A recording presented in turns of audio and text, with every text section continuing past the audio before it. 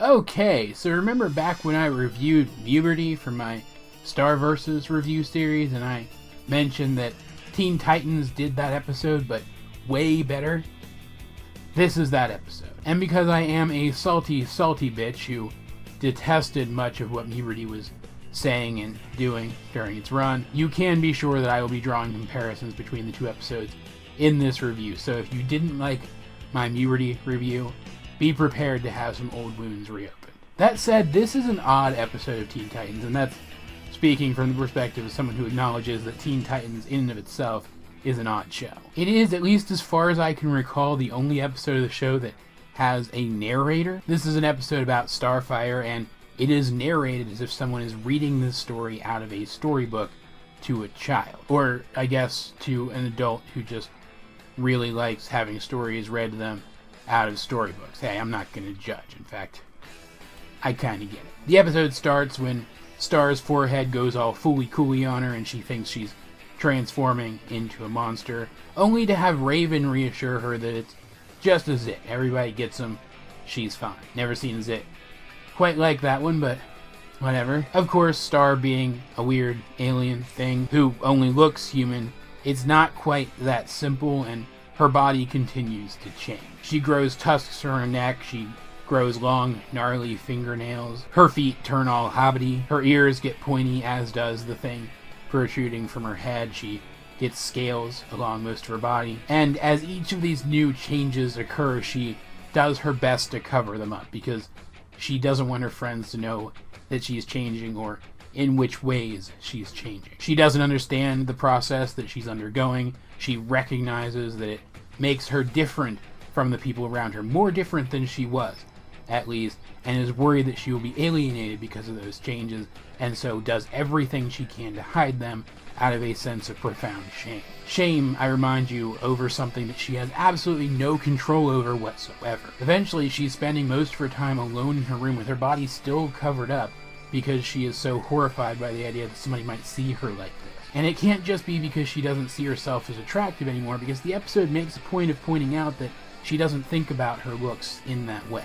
That's not what she's self-conscious about here. Though there are a couple times where she shies away from Robin specifically, suggesting that on a subconscious level, that is part of it. That on a subconscious level, she is worried that she won't be attractive to him anymore. Eventually, though, supervillain attacks. It's that plasma guy again, and Star does show up to the fight in her disguise, but she loses her disguise partway and is fully exposed, and immediately she imagines that everyone looking at her is laughing, even though we see in the next scene that that's not the case. So she runs. She leaves the planet, seeking out planets with things that look more like what she looks like now. And she keeps coming across and trying to settle on planets where the species there, the dominant species there, have some trait which superficially resembles one of her new traits. But of course, they're afraid of her too, because she's a literal alien that has come to their planet, a creature they've never seen before. It's not because she's changed like she thinks,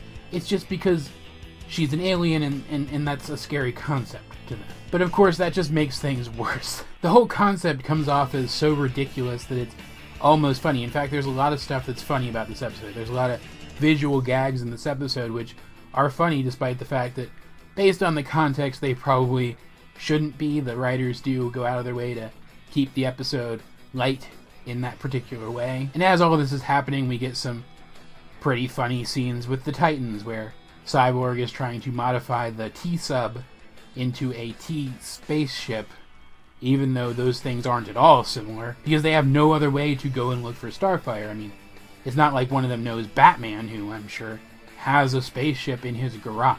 And it is kind of contrived that despite all the planets that she visited, and despite all the planets that we see them visiting, they still manage to find her just in time to save her from the big threat at the end, because of course there's a big threat at the end. On one of the planets that she visits, a planet with some very hostile plant life, Star does encounter a luminous insectoid being, which is an interesting coincidence, considering the episode of Star Versus that I'm comparing this to, who explains to her that she's a rarity among her people, that she's going through a regular transformation that all of her people go through. It's just hers seems so much more dramatic because she's special.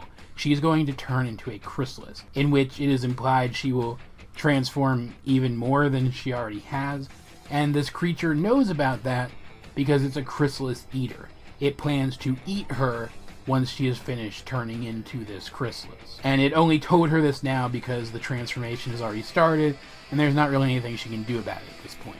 She's pretty much a sitting duck. This is when her friends show up, though, and they're being overpowered by the creature until Robin manages to get her out of the chrysalis, and it turns out the transformation that she underwent in the chrysalis was transforming back, at least mostly. She has a new superpower now. She can shoot beams out of her eyes, even though we've seen her do that in, I think, the previous episode, which just means that the 2 episodes were aired out of order. Robin reassures her that no matter what she looks like, she's still going to be their friend, and they're still going to care about her just as much as they always have, and she uses her new power to defeat the creature and then goes back home. And just like in the Mewberty episode, and please don't restart the argument that the whole Mewberty thing isn't supposed to be human puberty, please. This is a metaphor for puberty. I think specifically puberty in young women. Like, obviously anyone who has gone through puberty at this point, or is going through puberty at the point in which they see this episode, can relate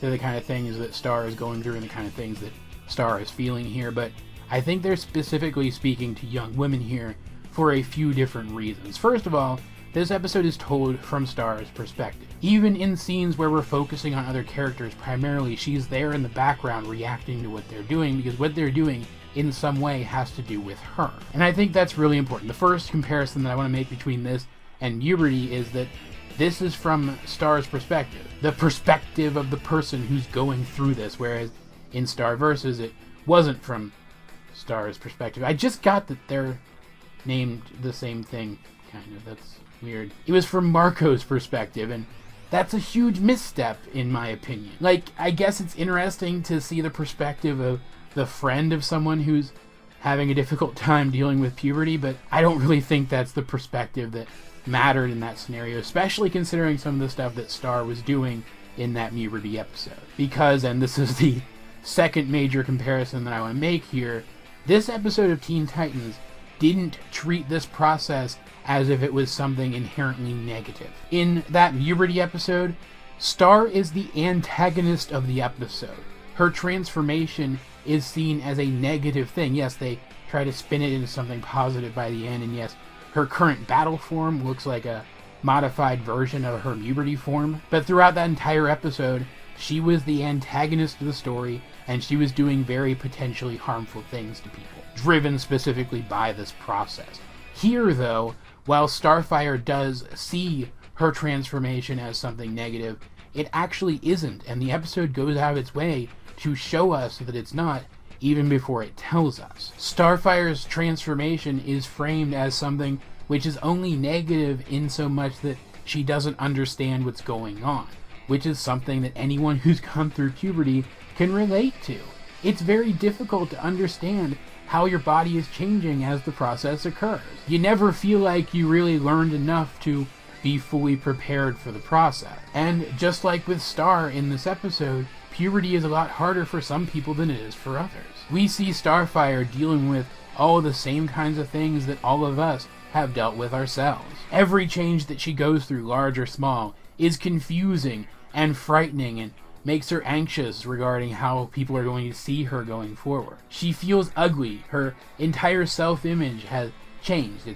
It's broken. And that scene where she imagines that not just her friends, but also the supervillain and all of the civilians and anyone who might be watching at home are all laughing at her because of this, I'm sure every single one of us has had an experience like that. It's just ours was set in middle school or high school or something, not in the middle of a battle with a toxic supervillain. But besides the point of view, the thing that makes me feel like this is an episode specifically geared towards young women who might be going through puberty is the ending with the chrysalis eater monster. The interactions between that creature and Starfire can be read as someone coming to look at a young woman differently as her body starts to mature.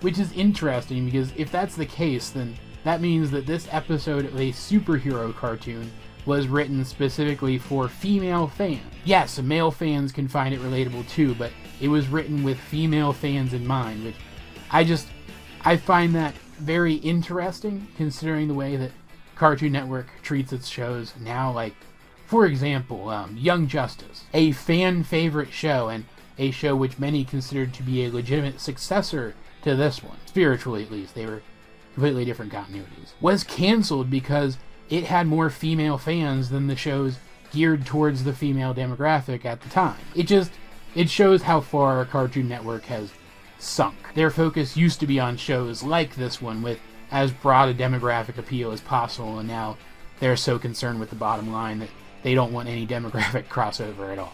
It's just sad. What's most interesting about all of the symbolism in this episode, though, is it's all packed in there without ever having to be spelled out for us, and never once does it compromise the entertaining story that's being told.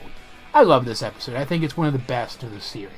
Now, I will admit, I got a little tired of it back when I was watching the show, when it was airing on TV, because this episode was really overplayed for a while. But that does not detract from the quality of the episode or its story. And it certainly doesn't detract from the very important message of this episode that despite how your body changes, you will always be you, and that's the most important thing. As per usual, though, guys, I'd like to know if you have seen the episode Transformation. What do you think of it? Let's get a discussion going in the comments section down below, or over on my Discord, link in the description. Like, seriously, go discuss stuff on the Discord. I'm really trying to get over there more often so I can interact with you guys on a more direct level. Either way, though, this has been AJ22, and I will talk to you guys later.